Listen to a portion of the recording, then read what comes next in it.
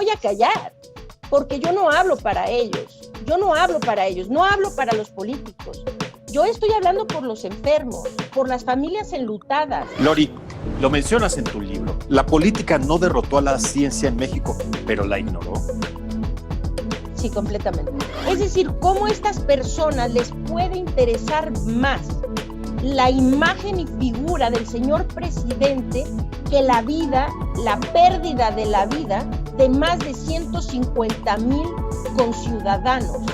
Sí. Supongamos que tienes enfrente de ti a Hugo López-Gatell y a Andrés Manuel López Obrador. ¿Qué les diría Lorian Jiménez Faibi?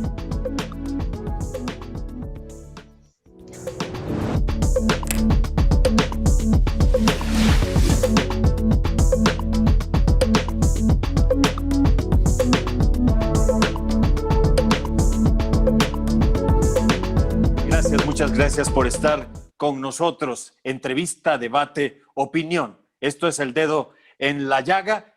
Ya lo sabe usted, la revolución del debate. Yo soy Tony Aguirre y me da muchísimo gusto regresar en este año nuevo con este primer programa y con una madrina de lujo. Tomó la decisión de hablar claro y fuerte al contar lo que estaba verdaderamente sucediendo en torno a la gestión de la pandemia en México y sobre todo en torno a los desaciertos, a los errores y a este manejo de la misma. Ha sacado un libro que, dicho sea de paso, es muy bueno y está generando aún más controversia porque es un texto digno de ser leído, es muy claro y de él vamos a platicar, por supuesto, porque desde el título habla y revela de lo que estamos hablando. Es precisamente nada más ni nada menos que un daño irreparable, la criminal gestión de la pandemia en México, y está con nosotros Lorian Jiménez Faibi. Ella es jefa del Laboratorio de Genética Molecular de la UNAM y doctora en Ciencias Médicas por la Universidad de Harvard. Lori, gracias. Eternamente agradecido contigo. Al contrario, Tony, yo te lo agradezco a ti. De verdad que ha sido siempre un lujo, un privilegio estar en tu programa todas las veces que he tenido el gusto de estar y esta pues es una más de ellas. Así que al contrario, te lo agradezco a ti, de verdad. Esta entrevista nos las pidieron desde el inicio, mi querida Lori. La gente quiere escucharte a ti. Hemos tenido algunos debates, algunos pleitos, algunos intercambios de ideas, algunas preguntas incómodas, respuestas incómodas, de todo. ¿Por qué? Porque siempre lo hemos dicho, se trata de un problema serio, de un problema grave que tiene que ver con la vida de México y los mexicanos. Empecemos desde el principio, Lori. Dime, por favor, con tus palabras y en pocas, ¿quién es Lori Ann Jiménez Faibi? ¿Quién soy yo? Pues nada, no, no importa tanto quién soy yo. Soy una persona común y corriente, es lo que soy. Soy una persona común y corriente. No soy una figura pública, nada de eso. Todo esto es temporal. Cuando la pandemia pase, pues yo voy a regresar a mi vida privada que siempre he tenido, como siempre la he tenido, ¿no? O sea, es decir, esto tiene un propósito muy específico y puntual. Yo soy una persona simple, o sea, soy mamá de 2 hijos, soy investigadora, mi vida ha siempre estado centrada en mi familia y en mi profesión. Esos son mi familia y mi profesión y la música. Mis padres eran director de orquesta, mi papá, violinista. La música clásica o música culta o como le quieran llamar es el motor que embellece y mueve la parte tal vez estética de mi vida, ¿verdad? La música. Aparte de eso, la ciencia, pues eso, a eso me dedico, a la ciencia, y aparte de eso soy como cualquier persona. Lori, que cualquier persona. Sin embargo, dado lo que has hecho a lo largo de esta pandemia y más allá lo que has dicho y lo que has escrito, ya no podemos considerar que Lori Ann Jiménez Faibi sea simplemente una doctora de Harvard o de la UNAM. Ha trascendido y las críticas en torno a lo que has dicho y la controversia no se ha dejado esperar. ¿Qué piensas de todo ello, Lori, donde han puesto hasta en tela de juicio tu quehacer profesional y hasta personal, porque ya sabes cómo son. Yo no sé si bots, yo no sé si enjambre y jauría de qué, pero el punto está en que estás en el ojo del huracán, como ya lo mencioné. De ahí que quería yo escuchar de viva voz tu descripción. Dime, ¿qué piensas de todo esto que ha provocado lo que has dicho, lo que has hecho, lo que has escrito? Bueno, de alguna forma es muy triste que no se entienda exactamente de dónde proviene todo esto, ¿no? Es decir, o sea, ¿por qué fui yo la que alzó la voz? Pues porque no había nadie más haciéndolo, nada más por eso. No debí ser yo, ¿por qué yo? Pues no debería ser yo, ¿no? Pero ¿qué pasó con las grandes voces científicas? ¿Qué pasó con mi gremio? ¿Qué pasó con los académicos allá? Ahorita, sí, todo el mundo está alzando la voz, todo el mundo está alzando la voz, sí, está muy bien, pero ahorita ya se murieron más de 150,000 personas. Ahorita alzamos la voz para recoger los pedacitos de lo que queda y a ver si algo podemos armar, ¿no? Pero ¿qué pasó? Esa voz era importante cuando no se había muerto todavía gente, cuando podíamos ver que iba, es decir, esto que yo pude ver en marzo, en abril, yo no tengo clarividencia, ¿no? Es decir, otras personas, colegas de mi misma profesión y preparación, estoy absolutamente cierta que lo vieron también. Ahora, ¿por qué? Pues es bien claro. O sea, ahora quieren decir que no tengo la preparación suficiente para criticar a López-Gatell. Pues ahí sí, permítanme diferir, ¿no? O sea, es decir, ahora han convertido la palabra dentista en un calificativo para ofender a la gente. Esto lo lamento terriblemente por el gremio odontológico. Lo lamento terriblemente, que ahora decirle a alguien dentista es sinónimo de decirle idiota, ¿verdad? O mediocre. Lo lamento muchísimo. Desde luego que pues esa no es obra mía, ¿verdad? Yo creo que habría que hacer una reflexión en un mundo en donde estamos hablando de tolerancia, de no discriminación, de estas personas que gritan dentista para decir es usted es usted una mediocre, ¿no? Es lo que me están queriendo decir, ¿no? Pues así le gritan también a un albañil, por ejemplo. Es decir, para decirle que su trabajo no vale nada. Pues yo reflexionaría un poco sobre eso, ¿no? Hay un tufo de discriminación que está siendo normalizada y aceptada por esta jauría de esta pandilla de golpeadores en redes sociales, ¿no? Entonces, De pues, golpeadores profesionales, además. Lori, sí. mira, yo quiero apuntar lo que dijo el ministro en retiro, que seguramente tú lo escuchaste, José Ramón Cosío, que se criticó efectivamente al personaje, a la persona, en tu caso a ti, y no lo que estabas diciendo, y no lo que estabas asegurando en tu libro. Es decir, se fue una vez más a desacreditar al mensajero, cuando realmente lo importante es lo que está escrito en esas páginas, lo que has desnudado desde que comenzó esta pandemia y desde que tomaste la decisión, como dices tú, así como te llegó de manera casi por destino, de alzar la voz, pero hasta un ministro como José Ramón Cosío se ha metido a hablar de tu libro y de criticarlo, seguramente lo escuchaste. Y bueno, habló de que es un gran libro, fíjate, riguroso y en tiempo real. Y yo le agregaría otras cosas. ¿Qué piensas de lo que dijo? Sí, bueno, le agradezco sus palabras muchísimo. Creo que hace una puntualización pues muy cierta, ¿no? Es decir, es que, Tony, mira, en el grueso de las cosas yo aquí no importo. Es decir, yo, la persona, tampoco importa López-Gatell, tampoco importa Andrés Manuel López Obrador. Es decir, aquí va a venir otro presidente, como siempre han estado. Va uno y luego viene otro y otro y otro, ya. O sea, es decir, él en particular no es trascendente. Que sea López-Gatell, él como persona, tampoco es trascendente. Y aquí la menos importante en esta historia soy yo, ¿sí? Es decir, irse contra mí pensando que yo soy el enemigo causa mucha tristeza una cosa, Yo no soy una voz política, nunca lo he sido, nunca lo seré. Es decir, yo nunca he aceptado un puesto político, nunca he tenido un puesto político, nunca he buscado ni deseado un puesto político y así seguiré el resto de mi vida. Es algo, un campo en el que jamás pisaría. Entonces, no tengo la intención ni de apoyar ni de golpear a ningún político. Si esto estuviera pasando con cualquier partido político al mando, estaría yo diciendo exactamente lo mismo. Y en lugar de ser Hugo López-Gatell, al mando sería Juan Pérez. Pues ese Juan Pérez también le estaría yo hablando si esto estuviera ocurriendo de la misma forma. Entonces, pero lo que no se entiende es esto. ¿Por qué estas personas que descalifican, claro, a mi persona, que digo, bueno, pues yo me aguanto aquí, gracias, ya les serví como piñata, pues denle un rato.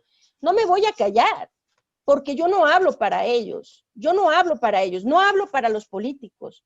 Yo estoy hablando por los enfermos, por las familias enlutadas, porque no quiero que se sumen más, ¿sí? Entonces, pues se ofenden políticamente, pues que con su pan se lo coman, es decir, yo no tengo inclinaciones en ese sentido, no me interesa, pero sí es muy triste que estas personas se sienten muy ofendidas porque su partido político, su candidato, su movimiento, su qué sé yo, sienten que se les está agrediendo, ¿ok?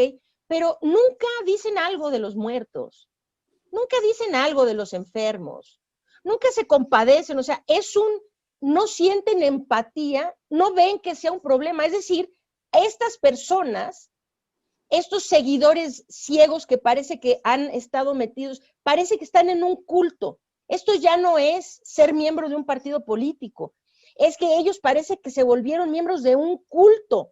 Y todos los cultos, si la historia nos dice algo, siempre han terminado en historias patéticas, trágicas y terribles. Es decir, cómo a estas personas les puede interesar más la imagen y figura del señor presidente que la vida, la pérdida de la vida de más de 150,000 conciudadanos. Entonces, ahí es donde yo digo, perdón, ¿ustedes saben lo que está sufriendo la gente? Tienen un enfermo, yo lo vivo todos los días, yo estoy tratando de ayudar a las personas enfermas. Y entonces vemos los médicos que atienden en Salvemos Conciencia, escucho sus historias de horror, sí tenemos al paciente, necesitamos este medicamento, no hay medicamentos, necesitamos oxígeno, no hay oxígeno, pues que se vaya al hospital, no lo admiten en el hospital. ¿Saben lo que es la frustración de decir a esta persona le hubiéramos podido ayudar, la hubiéramos podido salvar, y en lugar de eso tenemos nada más que dejar pasar los días a esperar que se muera? Y se mueren. ¿Por qué? Porque, y estas personas están preocupadas porque no vaya a ser que quede, que la imagen del presidente se afecte un poquitito, ¿no? Oye, Lori. Eso, para mí eso es completamente incomprensible. No puedo comprender esa parte. Lori, la primera vez que nos hiciste el favor de participar en esta emisión del Dedo en la Llaga fue en un debate de antología, hay que decirlo, lo pueden buscar en nuestro canal. Sí. Y yo recuerdo que no quisiste dar respuesta a el nombre de aquel programa, López-Gatell, héroe o villano. Sin embargo, el tiempo pues puso la balanza hacia una respuesta. Tu libro sería quizá, ahora sí que sin querer queriendo, esa respuesta de la figura de este señor. Es que no me gusta personalizarlo. Es decir, yo hablo de López-Gatell, sí, pero no como él. Es decir, no pienso, es que decir López-Gatell, héroe o villano, es como darle una personalidad a él, personificarlo, ¿no? O sea, él es un héroe o él es un villano. El señor seguramente no, como lo dije bien en el libro, yo no pienso que él sea un psicópata, no creo que sea un asesino, ¿no? O sea, es decir, él no quería que 150 millones de personas se murieran, nunca he dicho esto. Evidentemente él no quería eso, lo que quería es hacer las cosas expeditas, irse por las ramitas, que esto saliera muy barato y le salió el tiro por la culata, ¿verdad? Entonces, decir, no creo que sea, pues héroe de plano si no es, ¿verdad? En este caso creo que pues sí, ahora el papel de él es de villano, sin duda. Si hoy me lo preguntaras diría eso. En aquella ocasión no quise contestar más que por otra cosa, porque quería dejar claro que el asunto no era personal con él y sigue sin ser personal con él. Es decir, que no es que yo tenga algo en su contra o a su favor, o sea, es decir, no es él. Son las decisiones que él toma que repercuten sobre la vida de 129 millones de personas. Yo hablo de sus decisiones, de sus acciones, de su... Ahora, perdón, pues ese que decide tiene un nombre y su nombre es Hugo López-Gatell. Entonces, pues le digo por su nombre, pero digamos, en privado, él como ser humano, como persona, pues yo no tengo manera de juzgarlo en ese sentido. Jamás, digo, ni siquiera quiero entrar en ese terreno, ¿no? O sea, podría ser una extraordinaria persona, pero ha sido un pésimo funcionario, sin duda. Oye, Lori, ¿por qué un daño irreparable? ¿Por qué escribir este texto que sin lugar a dudas va a seguir dando de qué hablar y sin lugar a dudas seguirá arrojando luz y trascendencia cuando todo esto, primero Dios, haya terminado? ¿Por qué? Un daño irreparable. Me lo han preguntado varias veces. La pregunta para mí es muy simple. La segunda parte del título es otra cosa, pero la primera, un daño irreparable es hacerle honor a aquellas personas para quienes pase lo que pase ahora, no hay vuelta atrás, es decir, no hay manera de resarcir la pena. Para ellos es irreparable lo que ha pasado. Y estos son todas las familias que han perdido seres queridos. Todas las personas que tienen un amigo que falleció, un familiar que falleció, para ellos el daño es irreparable. La gente repara mucho en la situación de que se les meta a la cárcel, que pierdan su empleo, que se rindan cuentas. No sé, eso a mí ya no me corresponde. No me interesa esa parte. Es decir, pues si alguien quiere agarrar el libro y basarse en eso para hacer algo, pues adelante, ¿no? Es decir, esa no es la intención. La intención aquí es que la gente se deje de morir. Y entonces venga o no venga la rendición de cuentas, bueno, en la realidad, ya viste las cifras de hoy del exceso de mortalidad, estamos tocando 400,000 muertos. Dejen que ese número entre aquí, 400,000. Es imperdonable. Y para esos 400,000 familias, el daño ya es irreparable. Si estas personas rinden cuentas, no rinden cuentas, un día se van a la cárcel, terminan así en el ostracismo absoluto el resto de su vida, ya interesa poco porque el daño que hicieron ya es irreparable. Esas vidas no se pueden ya rescatar y fueron vidas que no tuvieron que haberse perdido. Es decir, que eran muertes evitables, pudieron evitarse. Entonces, para mí es eso. El título es hacerle honor a esas personas para quienes este episodio ya representa un daño irreparable, independientemente de qué pase hacia adelante. Y son centenas de miles en México. Así que eso era. El daño irreparable para mí es eso. Las vidas perdidas. La criminal gestión de la pandemia en México. ¿Tendría que haber dimitido López-Gatell? Porque estaríamos hablando que sería en todo caso un criminal, dado lo que sustentas en tu libro, dado lo que nos has platicado muchas veces en esta emisión. Pues creo que si él estuviera recibiendo órdenes de arriba para hacer las cosas que ha hecho o decidir las cosas que ha decidido, entonces si fuera una persona con un poco de seriedad, de profesionalismo y de honor, ¿verdad? Pues él mismo hubiera renunciado, ¿no? La razón por la que no renuncia es porque estas órdenes, o sea, es que él mismo es el que está tomando las decisiones. Entonces, pues, ¿por qué va a renunciar? Él mismo está tomando las decisiones. Claro, toma las decisiones y después esas decisiones se aprueban más arriba. ¿Por quién? Pues por el presidente de la República, ¿no? O sea, no se necesita ser genio para saber eso. Entonces, en otros países, por ejemplo, en Brasil, cuando Bolsonaro decía vamos a hacer así y el ministro de Salud dijo no, a ver, perdón, aquí sí, yo ahí se ven, si le van a hacer así, se va a morir mucha gente, ahí se ven, perdieron a 3. Brasil perdió a 3 secretarios de salud porque no, simplemente ellos pues no, pues sí, gente recta que dice, perdónenme, pero a mí no van a manchar mi nombre con la sangre de miles de brasileños, prefirieron renunciar, ¿verdad? Entonces, si este fuera el caso, pues tendría que ser así, pero finalmente hay una de dos, pues él, ¿por qué va a renunciar si es el que toma las decisiones? Pues él cree que está haciendo bien, está viendo por su futuro político, ¿verdad? Él está viendo por su futuro político. Y para asegurar su futuro político, él antes que cualquier otra cosa tiene que quedar bien con el presidente. O sea, aquí la situación es hacer las cosas para mantener en buen espíritu al presidente. Lori, lo mencionas en tu libro. La política no derrotó a la ciencia en México, pero la ignoró. Sí, completamente. La política que tenemos en nuestro país en este momento, eso puedo ser absolutamente tajante. Es decir, las políticas públicas en este país con esta administración son negacionistas de la ciencia. Es decir, han recortado la cultura, la ciencia, han recortado todo lo que da sustento a un pueblo que pueda evolucionar y avanzar.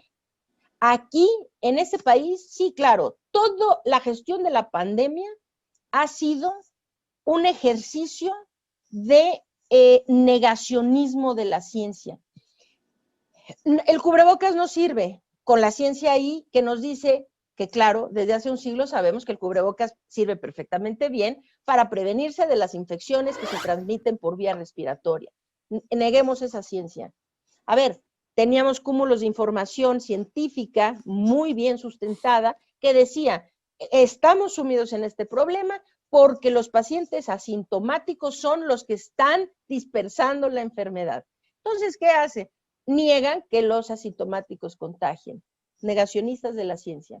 Como eso podemos ir a todos los ejemplos. No sirve de nada controlar las fronteras. Dense cuenta, todavía se burló de la gente que decía eso, ¿no? Como diciéndoles, qué tontos son, ¿no? Por Dios, o sea, un virus no viaja en avión, o sea, esto va a pasar de cualquier manera. Pues sí, va a pasar de cualquier manera por la frontera, pero hay de pasar a pasar, ¿verdad?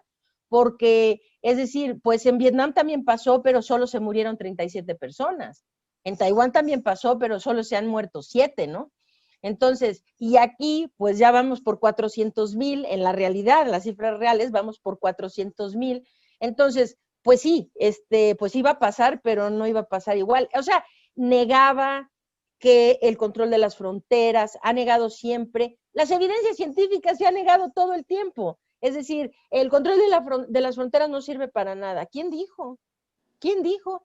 Si nada más así es la forma como China ha mantenido eso súper controlado hasta la fecha, como Vietnam, como Taiwán, como Nueva Zelanda, como Australia, como Singapur, como Tailandia, y podemos seguir en la lista. Han mantenido gracias a la vigilancia de la migración. Entonces, todo ha sido una secuencia de negación de la ciencia.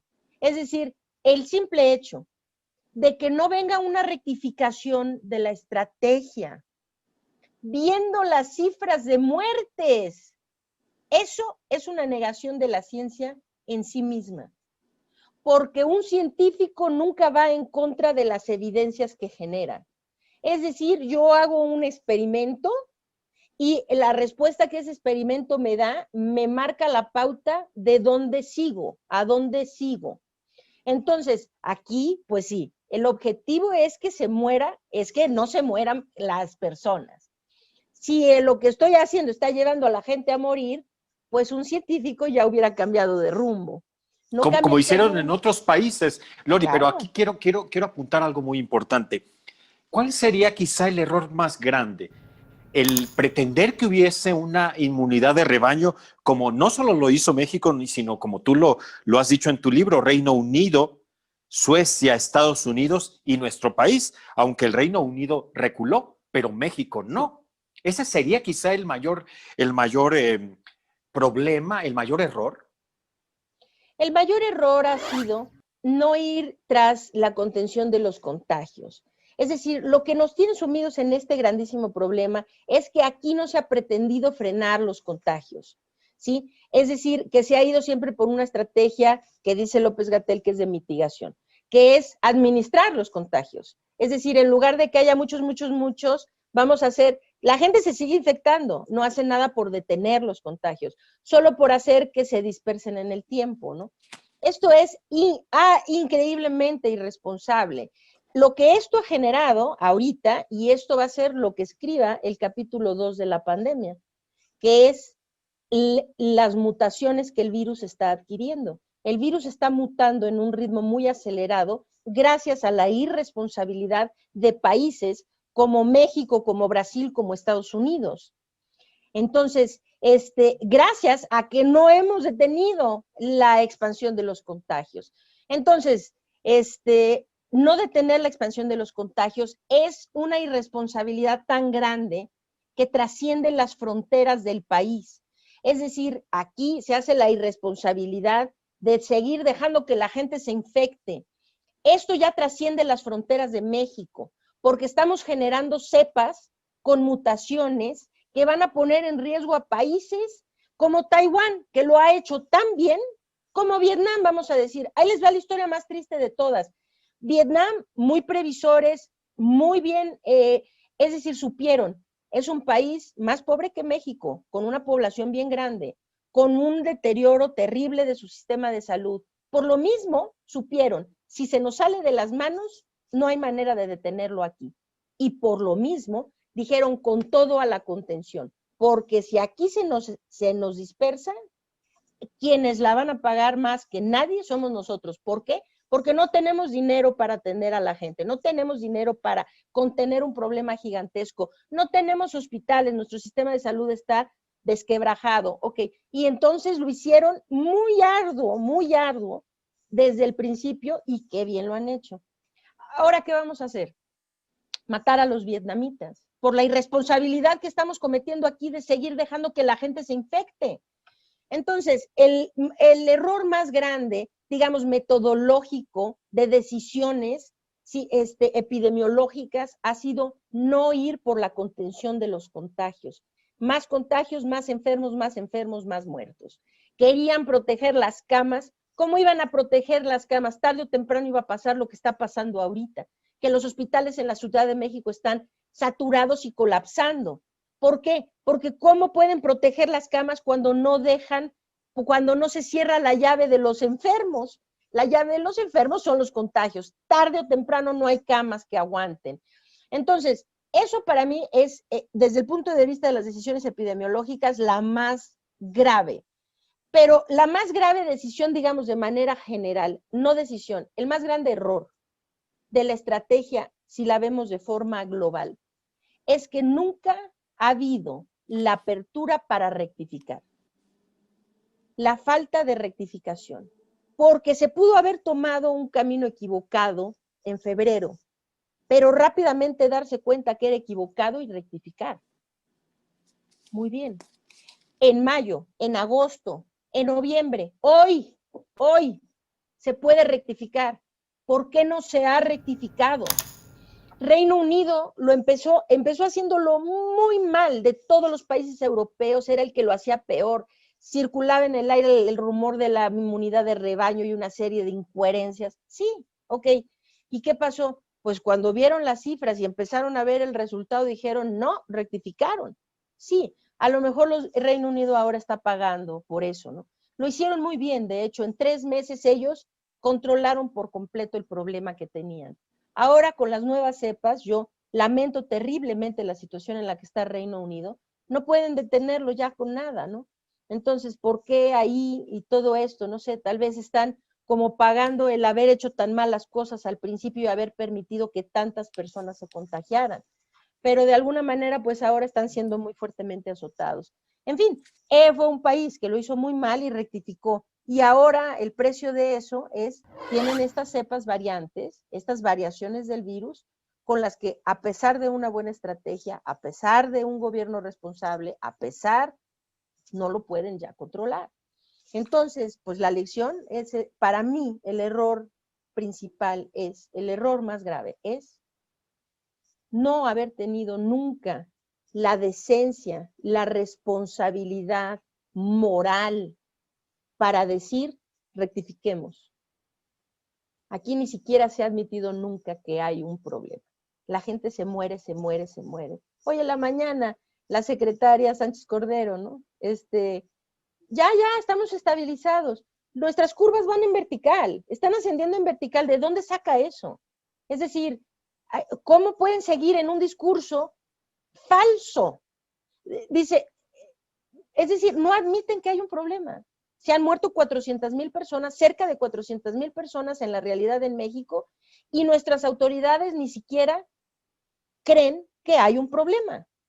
Lori, yo recuerdo cuando llegamos a los 100,000 muertos y el presidente de México dijo al día siguiente en su mañanera que lo habíamos hecho muy bien. A mí esto causó escozor en mi ser, no solo en mi trabajo periodístico, porque a todas luces hablar de 100,000, de 150,000 muertos, de 400,000 que ahora me estás mencionando en datos reales, no habla de ningún éxito. Y aquí, en este espacio, y te consta, hemos tenido a senadores de Morena, quienes hacen las leyes en este país, quienes propugnan por toda esta cuestión política y legal hasta cierto punto, solo se han centrado en el discurso oficial que le echa la culpa a el pan en exceso, al azúcar en exceso, al refresco de cola, etcétera, etcétera, cuando no admiten, como bien lo dices tú, que se han cometido errores para nada, ni ante la cantidad de muertos. Y es una cosa que desespera y que no se entiende. No se entiende, pero se entiende fácilmente si nos damos cuenta de esto que venimos platicando. Ellos son negacionistas de la ciencia, es decir, es un gobierno similar al de Donald Trump, ¿no? Donald Trump todo el tiempo estuvo empujando así, ¿por qué no toman un poquito de cloro, no? A ver si tomen un poquito de desinfectante, a ver si se curan de COVID. Salgan al sol, en el sol se curan, ¿no? O inyecciones de luz y no sé de qué. quién sabe qué. Sí, no, así. Y sí, este hombre llevó a 500,000 de norteamericanos a morir por su irresponsabilidad, de no ponerse cubrebocas, de negar, de no hacer las cosas como se tenían que haber hecho, ¿verdad? Pero ¿dónde quedan los ciudadanos, Lori? También lo han hecho mal los gobiernos, pero tú aquí has hablado de la displicencia de los ciudadanos y particularmente de los mexicanos. ¿Dónde queda esa responsabilidad? Sí, existe responsabilidad de las dos partes, desde luego. Existe responsabilidad de las dos partes. El gobierno tiene una parte de responsabilidad. En esto, aquí es donde está la cosa, Tony, porque fíjate, en esta tragedia, en esta cosa tan dramática, estamos todos en el mismo barco, ¿sí? Y entonces pensar que se muera la gente, que se sigan infectando, que hagan todo esto con tal de salvar la imagen de mi político de predilecto. Espérenme, es que en este barco estamos todos. Necesitamos remar para que no se hunda. Es decir, no entienden la magnitud del problema que tenemos. ¿No nos hemos hundido, Lori? ¿No nos hemos hundido? Oh, no. Es que la gente cree que ahorita estamos muy mal. Sí, estamos terriblemente mal. Hoy rebasamos 100 millones de contagios a nivel mundial. Estamos arriba de 2 millones de muertes. Sí, pero por ejemplo, en la pandemia de hace un siglo, de 1918 a 1920, fueron 500 millones de infectados y cerca de 50 millones de muertos. Entonces, la gente cree que nos está yendo mal. Sí, nos está yendo muy mal, pero oigan, el fondo de este abismo no lo hemos visto todavía. Esto podría ser solo la punta del iceberg. Es decir, ¿creen que ya se acabó? No, vienen las cepas con mutaciones, es decir, no sabemos suficiente de cuánto dura la inmunidad de las vacunas. Hay toda una serie de cosas. Esta historia por mucho no se ha terminado de contar. Entonces, pues sí, ahorita la situación está muy grave, sin duda, se puede poner peor, se puede poner muchas veces peor de lo que está ahorita. Entonces, el barco no se ha hundido todavía, el barco se está tambaleando, pero esto no ayuda, es decir primero la imagen de los políticos han venido nada más a estorbar todo esto, ¿no? O sea, cuidar la imagen de un político sobre la vida y la salud de las personas ha sido un error terrible aquí. Entonces, rememos todos para que esta lancha no se hunda, porque se nos puede hundir.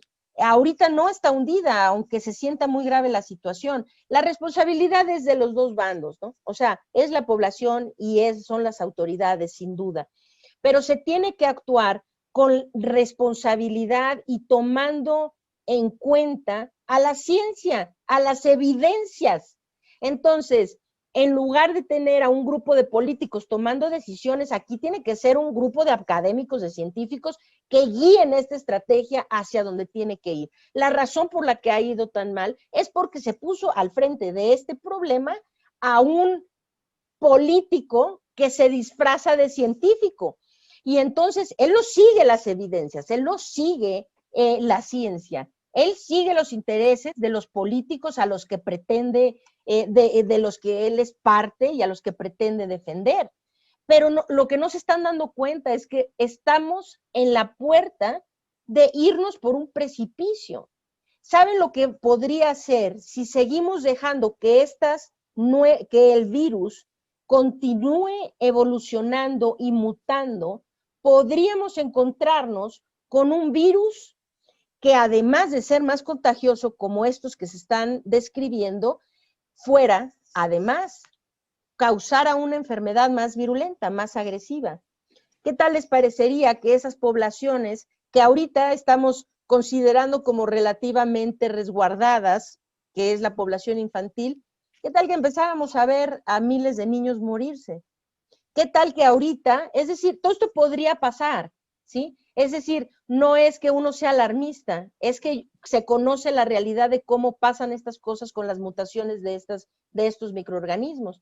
El microorganismo podría mutar de tal forma que las vacunas que tenemos ahorita ya no fueran efectivas, que la enfermedad que cause sea una enfermedad más agresiva. Ahorita la enfermedad, ojo, con todo y el problema que tenemos, la enfermedad, el 80% de los enfermos son asintomáticos o tienen síntomas leves y moderados.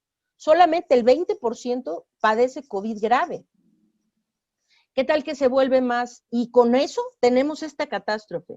Imagínense que dejamos al virus mutar hasta el punto en que ahora se vuelva tan virulento que en lugar de ser 80-20, estemos 50-50. Nada más con ese cambio, imagínense en qué escenario nos estaríamos puestos. Entonces, oye, Lori, Lori, dime una cosa, te interrumpo. Ahora que el presidente, lamentablemente, porque hay que decirlo, creo que es lamentable que se haya contagiado, que esté enfermo, ¿no crees que reflexione y que dé un cambio de timón a la estrategia? Aquí en este espacio, tanto tú como Arturo Barba o el doctor Antonio Lascano han dicho que ven difícil que se dé un cambio de timón. ¿Lo crees posible? Lo veo muy complicado, lo veo muy difícil. Lo veo muy difícil. Pienso que tengo esperanzas, desde luego, pues por eso alzo la voz, ¿verdad? Por eso escribí el libro. Quiero que venga un cambio, quiero que haya un cambio de rumbo, que esto se direccione hacia un camino que permita disminuir la pérdida de vidas, disminuir el sufrimiento de las personas, la enfermedad, desde luego, eso es lo que deseo. ¿Se podría hacer? Sí, sí se puede hacer, no es tarde para hacer las cosas de mejor manera. ¿Se va a hacer? La verdad, no tengo muchas esperanzas de que sea así. Si pudiéramos ver alguna actitud de parte de la autoridad, de, bueno, sí estamos dispuestos a escuchar a otras voces, sí estamos dispuestos a ser flexibles con la estrategia, sí, es decir, pero no se ve esto. Ahorita, hoy por hoy, no creo que venga una rectificación. Oye, Lori, hay una parte de tu libro que tocó mi corazón. Digo, el libro realmente, reitero, es muy fácil de leer, muy por el contrario de lo que se pudiese pensar, porque está lleno de datos científicos, de datos históricos del momento que estamos viviendo. Gerontofobia en México, esa parte me laceró el corazón. Es decir, estamos llegando al momento de tomar decisiones entre quién vive y quién no, a quién atendemos y a quién no, y lo que ha pasado en otros países de dejar morir a nuestros viejitos, a nuestros abuelos, a nuestros ancianos? Bueno, esa parte del libro, de hecho, la escribí porque, sí, bueno, a ver, aquí en México se escribió, en el mes de abril, la Secretaría de Salud convocó al Consejo General de Salud, ¿no? Al Consejo General de Salubridad eh,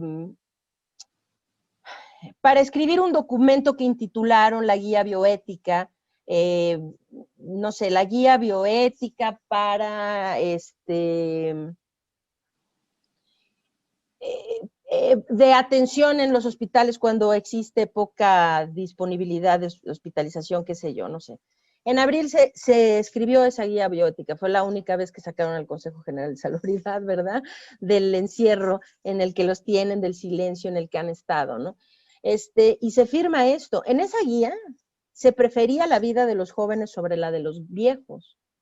Entonces, esto no hay ningún raciocinio para esto, ¿no? Es decir, ¿por qué la vida de un joven en México importa más que la de un viejo? Es decir, un joven que tal vez es un secuestrador o un violador, su vida vale más que la de una persona mayor que ha criado 5 hijos exitosamente, que ha dado empleo a otros, que ha contribuido a la sociedad y solo porque está grande hay que dejarlo morir, ¿no?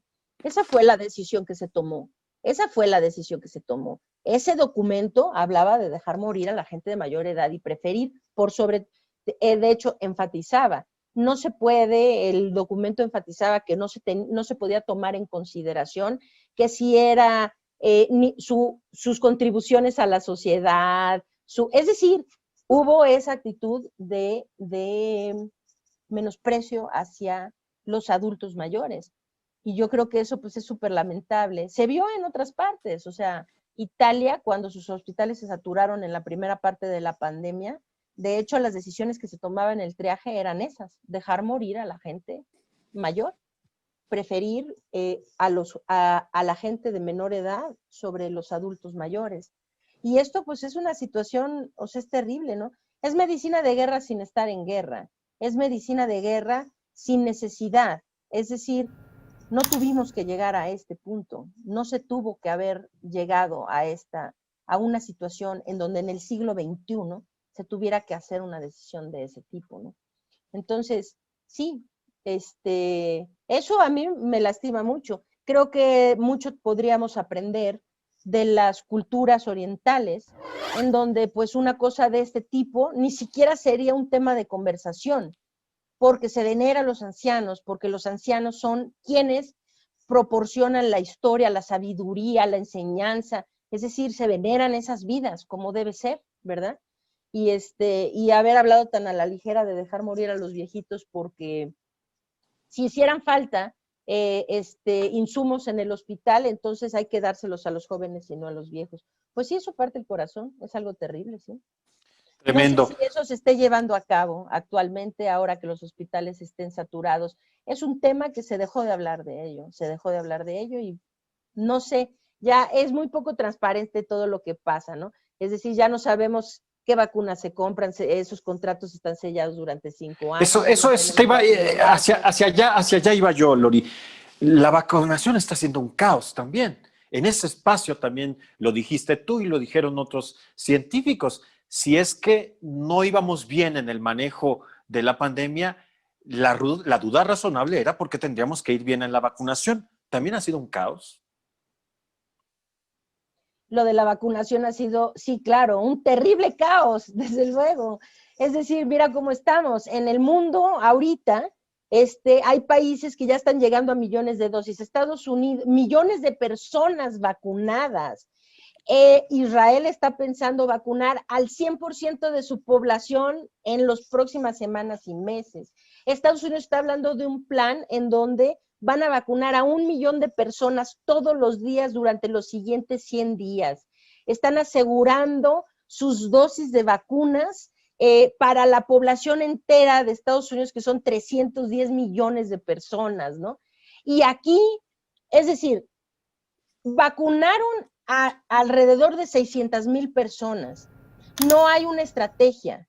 Es decir, aquí se dijo primero el personal de la salud. Perfecto, ¿quién puede discutir eso? Nadie, todos sabemos que eso está muy bien.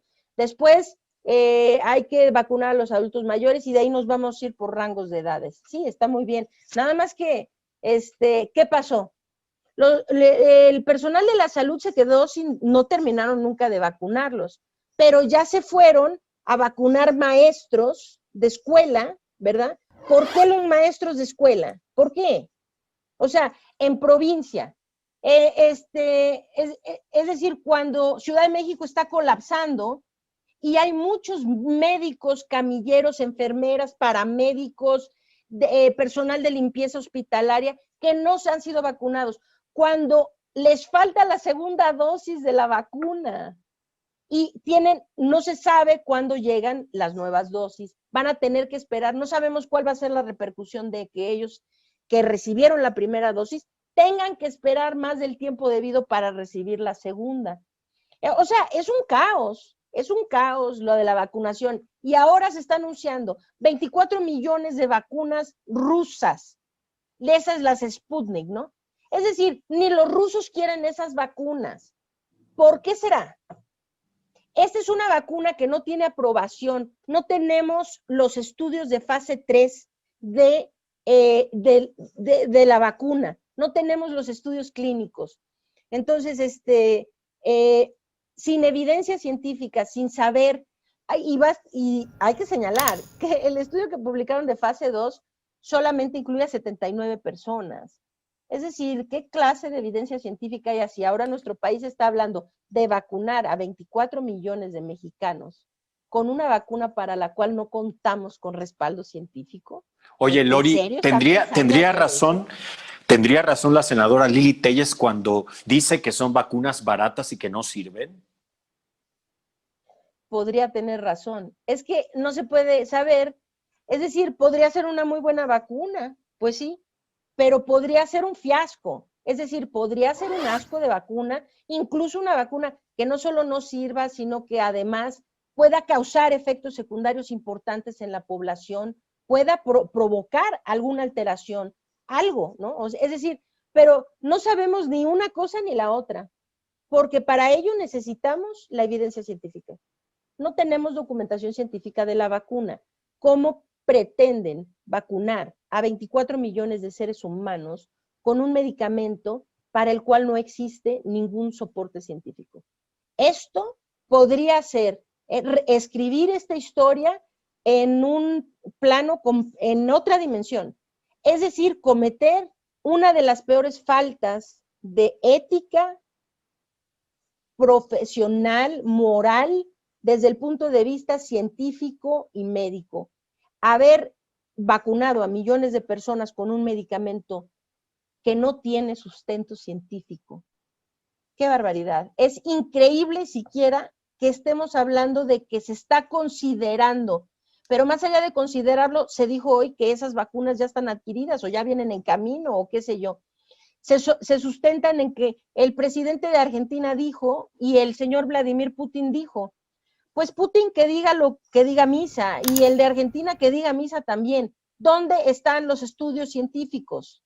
Es decir, la opinión del presidente de Rusia no nos interesa, y mucho menos la del presidente argentino. ¿El que tiene que ver en eso?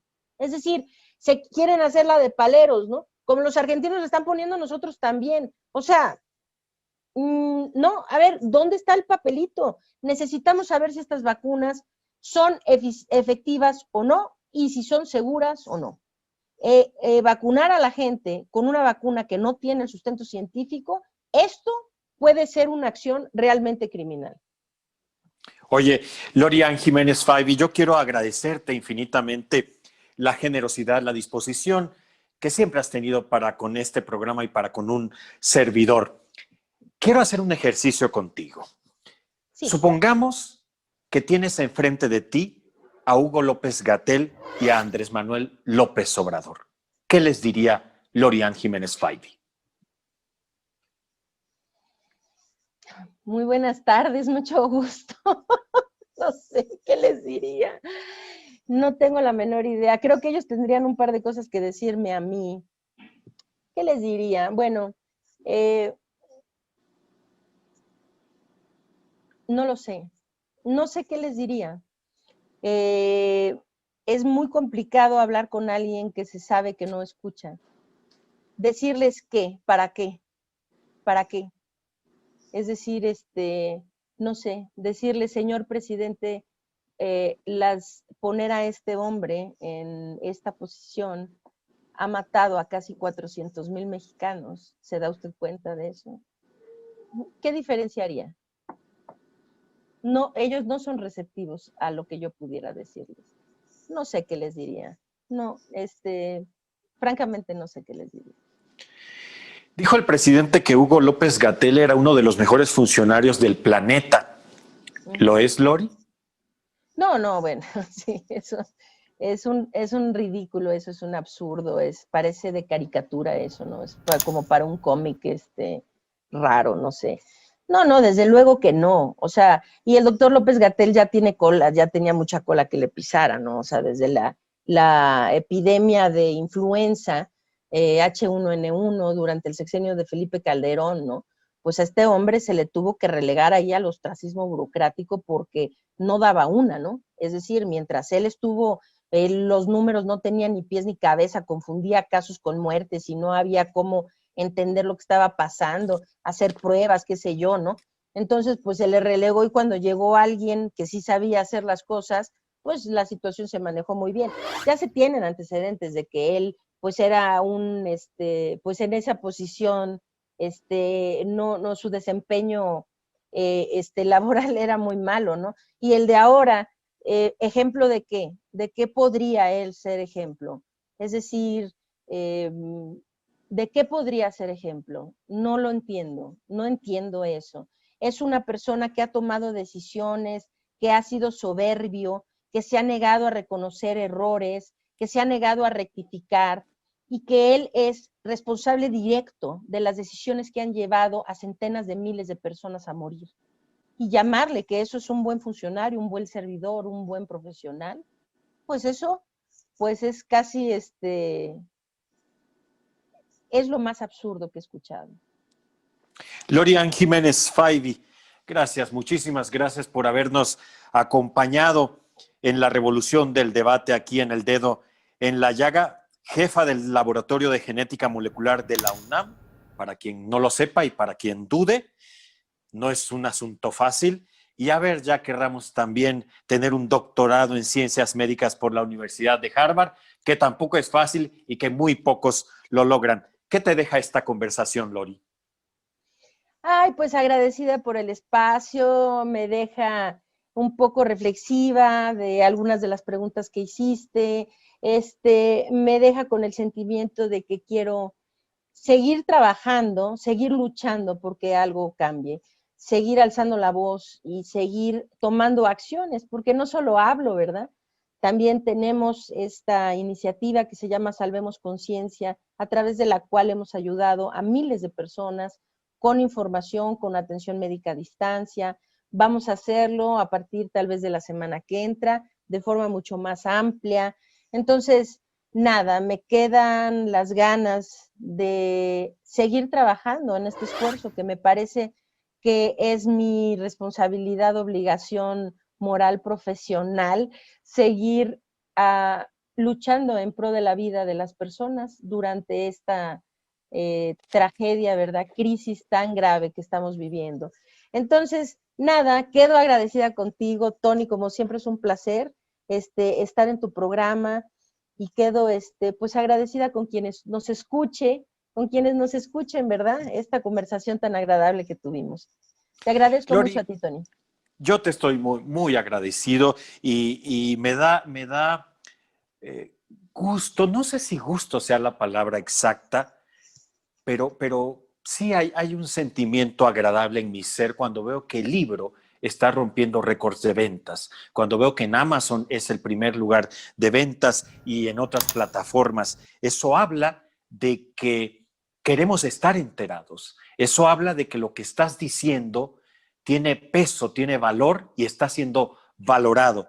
Así que compren este libro, léanlo. Ya también está, híjole, Lori, te tengo que confesar que me llegó como 3 veces, yo creo que de manera pirata, un Ay, daño sí. irreparable. Sí, Ya sí, te circula en tengo que... PDF pirata, de verdad. No sean gachos, hay que tener un poco de, hay que tener un poco de decencia con los derechos de autor y todo eso.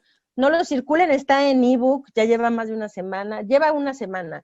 En Sí. ebook, en todas las plataformas, en Apple Books, en Amazon, en Gandhi, qué sé yo. Y con la noticia muy bella que el sábado, este sábado 30, sale a la venta ya el libro impreso.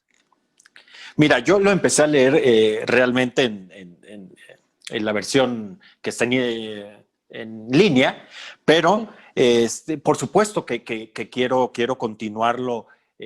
Por eso no lo había yo empezado, Lori, porque yo sabía, ya te había yo escuchado que el 30 sale y por supuesto que lo voy a pedir y en algún momento te voy a pedir que me lo firmes. Igual te mando un Uber que lo lleve y me lo firme y me lo traiga de regreso, porque es necesario tenerlo. Es un documento que queda para el momento histórico que estamos viviendo, como bien lo mencionaste en algún momento, y que no se ha entendido.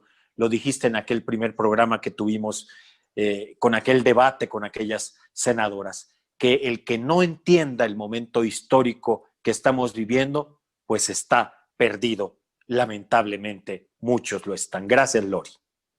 Muchas gracias a ti, Tony. Un saludo muy fuerte. Ya lo escuchó usted. Lea el libro, entérese, porque también de eso me he encontrado en las redes sociales.